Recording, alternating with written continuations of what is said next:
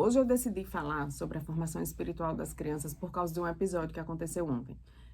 Aqui a gente não reverbera esse tipo de notícia. Que bom, no meu Instagram, nos meus canais, no YouTube, eu também não falo sobre isso. Porque uma criança matou outra, a família, a gente não fala sobre isso. Mas eu preciso explicar por que que eu tive vontade de trazer esse tema hoje. Ontem, uma adolescente invadiu uma escola e ceifou a vida de uma criança de 9 anos.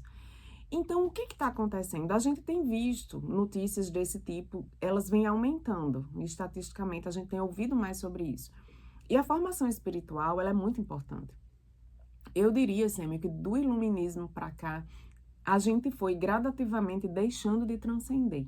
E a gente foi ficando muito o que a gente vê. É o que eu vejo, é o que eu toco, é o que eu sinto, é o que eu quero. E aí a gente foi deixando de enxergar essa parte mais transcendental, que é o que faz a gente enxergar não só o sagrado, mas o outro.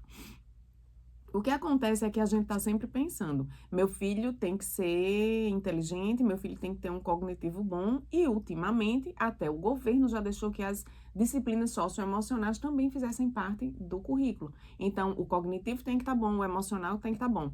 Só que a gente não é só corpo e alma, a gente também é espírito. Então, muitas vezes a gente negligencia. A gente já até conversou informalmente aqui outras vezes que a gente alimenta o corpo, alimenta a alma, mas o espírito, esse a gente não alimenta. E muitas vezes, quando a gente mais precisa dele, ele está sem força nenhuma.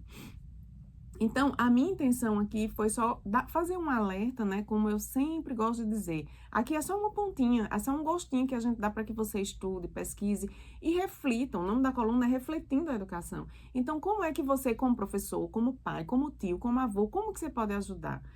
Então, eu trouxe em formas de dicas para ficar mais dinâmico. São 10, mas é bem rapidinho. A primeira dica é dar o exemplo. Então, não adianta. Eu quero que o meu filho... Vou dar um exemplo. Você é católico. Eu sou católico, mas eu não converso com os meus filhos sobre a igreja católica, eu não falo sobre a origem da igreja, eu não levo meu filho para a igreja, eu sou evangélico, mas eu não digo para o meu filho o que foi que aconteceu, por que que existe a igreja católica, por que que existe a igreja evangélica. O que você acredita, converse com ele sobre isso, explique a origem. Não é levar o seu filho ou para o culto ou para a missa todo domingo e achar que isso vai principalmente responder as perguntas dele quando elas começarem a chegar. Então, ensine para o seu filho. E se você não tem vida espiritual nenhuma, o seu filho vai ser o seu exemplo. Então, viva o que você prega. Depois, ensine sobre princípios. Tem uma coluna aqui muito interessante, a gente fez aqui no programa, eu acho que tem mais de um ano, e tá lá no canal, quem quiser dê uma olhadinha lá. A gente fala sobre princípios, valores e virtudes. E eu vou resumir bastante, quem tiver curiosidade, olha lá. Princípios, Sêmio, é amor, felicidade, plenitude e paz. Isso aí não se negocia. Princípios são princípios. Quem que não quer amor? Quem que não quer felicidade? Quem que não quer paz? Só que dentro da sua família, você vai trabalhar esses princípios, cada um trabalha de uma forma, daí virão os valores. E depois dos valores, as virtudes, ou não, depende do que você vai valorar na sua família, entendeu? Então, ensine sobre princípios, valores e virtudes. Cada tema desse, gente, cada tema desse que eu tô falando aqui dá uma coluna. Então, eu vou só passar por eles. Crie momentos de reflexão. É o que eu falei, é preciso transcender. Você precisa conversar com seu filho. O que foi que aconteceu hoje? A gente vive em tantas distrações, acontece tanta coisa na escola, no trabalho. Então, chame seu filho e reflita junto com ele, ajude, ensine-o a refletir. Porque se ficar só por conta dele, ele pode não alcançar certos entendimentos que você pode ajudar. A próxima dica seria conexão com a natureza, mas eu faço um adendo. Não tem essa de natureza por natureza. A natureza é linda, é bela, alguém criou essa natureza. Mostrar a beleza criada nas coisas que Deus criou. Meu filho, olha esse pôr do sol, olha esse nascer do sol, olha essa chuva. E as crianças, elas precisam entender que existe um Deus maior que tudo, que criou a natureza, criou ele e tudo que está em volta dele. As crianças, elas precisam entender que elas são regidas por um Deus. Quando você vê que uma criança entrou numa escola, fez isso com outra, essa criança, ela acha que pode tudo. Ela não acha que existe um ser acima dela, a quem ela vai prestar contas. Não. Eu vou abrir um parêntese aqui para dar uma filosofada. A filosofia aristotélica, ela diz que o homem sempre busca o bem, mesmo que no meio do caminho ele faça alguma coisa que não justifique. Deixa eu dizer aqui pra você, quando uma criança entra na escola e tira a vida de outra, ela queria um fim do bem. Vou dar um exemplo, eu não sei o que aconteceu, mas ela talvez estivesse sentindo uma dor ou uma frustração tão grande e ela achava que fazendo aquilo ela ia resolver a dor e a frustração dela, entende? Que no fim ela queria um bem, mas o meio que ela usou não promoveu esse bem. É bem filosófico. Eu vou fechar o parênteses porque a gente conversaria bastante sobre isso. Mas o ser humano, ele sempre procura o bem. A finalidade sempre vai ser o bem. Mas a gente tem que ensinar para os nossos filhos que a gente não chega nesse bem a qualquer custo, entendeu?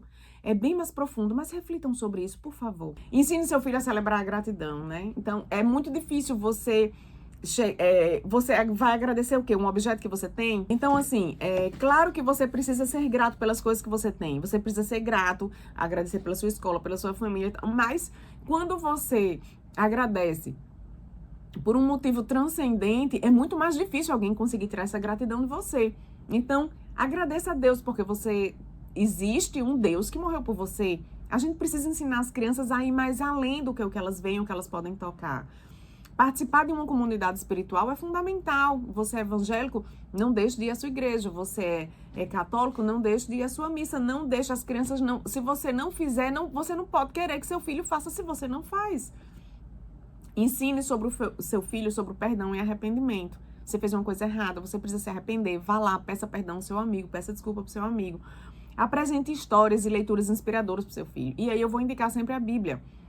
Já deixo aqui Mateus 5, como é que eu digo para vocês? Um manual de conduta, de ética, de moral. Mateus 5. E leia várias histórias do Antigo Testamento, tem histórias maravilhosas de reis. É um livro fantástico. E encoraja a criança a ter um propósito pessoal. Ela precisa entender. Eu digo para os meus filhos, você nasceu em imagem e semelhança de Deus e está aqui para cumprir o propósito dele na sua vida. Então, se as crianças não ouvem isso desde muito cedo, elas acham que mais uma vez eu vou repetir, é só o que elas veem e o que elas conseguem tocar, que nada ultrapassa isso. E, por último, ajude o seu filho a praticar pequenos atos de serviços. Vá junto com ele. Mostre para o seu filho aonde que ele pode ajudar outras pessoas. Para finalizar isso, e eu sei que o que eu vou dizer aqui vai dar tema para outra coluna, deixa eu dizer uma coisa para você. O sentido da vida de um ser humano, ele pode ser dividido em algumas fases. A criança, ela precisa do encantamento. O sentido da vida da criança é se encantar. Depois, quem fala muito bem sobre isso é o professor Tassos. Eu estudei isso, eu vi sobre isso com ele. Primeiro vem o encantamento. Quando ela é criança, é o encantamento. Quando ela já fica maior, quando ela tá ali no adulto jovem, é a verdade.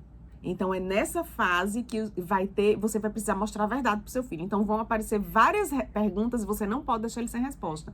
Depois, numa idade mais adulta, mais madura, é o amor. A gente precisa do amor como sentido da vida. E na senilidade, a sabedoria. Então, a criança e o adolescente, ele vai estar nessa fase de encantamento e de verdade. Então, você precisa fazer com que ele se encante com o que é correto e responder para ele as respostas que vão ser verdadeiras.